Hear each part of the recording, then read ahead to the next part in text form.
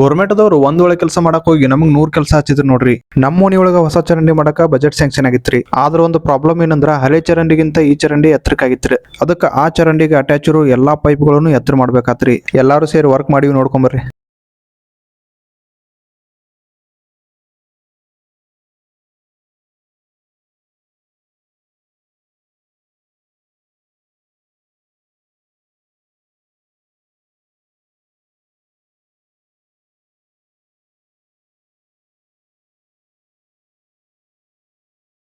ನಮಗಿದ್ದಿದ್ main problem ಅಂದ್ರ 3 ಲೇಯರ್ನ ಹಡ್ಡಿ ತೆಗಿಬೇಕಾಗಿತ್ತು. 1ನೇ layer biscuit ಕಲ್ಲು, 2ನೇ ಲೇಯರ್ ಕಾಂಕ್ರೀಟ್, 3ನೇ ಲೇಯರ್ ಪ್ಯೂರ್ ಕಲ್ಲಿನ ರೋಡ್.